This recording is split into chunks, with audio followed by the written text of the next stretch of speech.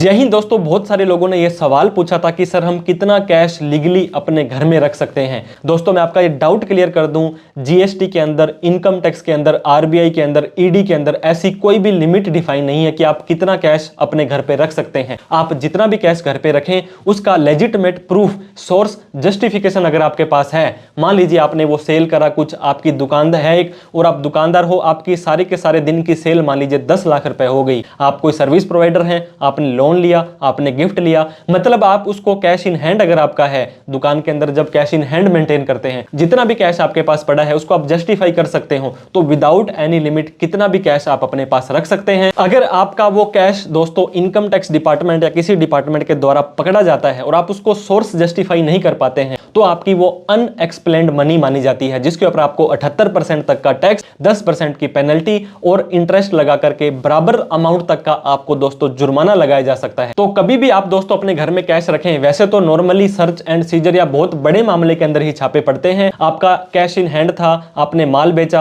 आपने एफडी को तोड़ा, प्रॉपर्टी को बेच के पैसा निकाला, जो भी आपके पास सोर्स है उसको आपने रखना है। और वहीं पर अगर आप एक बिजनेस ट्रांजैक्शंस करते हैं, आपकी टैक्स ऑडिट हो रही है, तो 10,000 रुपए से ज्यादा का कैश आप किसी को खर्चा नहीं दे सकते हैं। 20,000 रुपए से ज्यादा का लोन ना किसी से ले सकते हैं कैश के अंदर, ना किसी को दे सकते हैं। कोई डोनेशन वगैरह देनी है तो 2,000 से ज्यादा नहीं दे सकते हैं। और किसी अदर पर्पज के लिए 2 लाख से ज्यादा का कैश कोई भी व्यक्ति लेता है, चाहे उसकी ऑडिट हो रही हो, आईटीआर भरता है या नहीं भरता है, और ऑन रिकॉर्ड उसने कहीं पे दिखा दिया, तो बराबर अमाउंट की पेनल्टी लग सकती है। फॉर एग्जांपल, आपने कार डीलर के पास गए, आपने नोट किया होगा 2 लाख से ऊपर का कैश वो नहीं लेगा। अगर उसने 10 लाख की कार आपको कैश के अंदर दे दी, तो सामने वाले व्यक्ति को, कैश लेने वाले को 10 लाख रुपए की, जितने रुपए का कैश लिया उतने रुपए की पेनल्टी लग सकती है। हालांकि दोस्तों यूपीआई ऑनलाइन डिजिटल जमाना है, लेकिन फिर भी कैश की बराबरी कोई नहीं कर सकता है। आपने कभी भी दोस्तों कैश का अनएक्सेसिव यूज किया था तो कब और कैसे किया था? क्या आपको कोई इन फ्यूचर में प्रॉब्लम आई? कमेंट करके जरूर बताएं। Thank you so much for watching this video.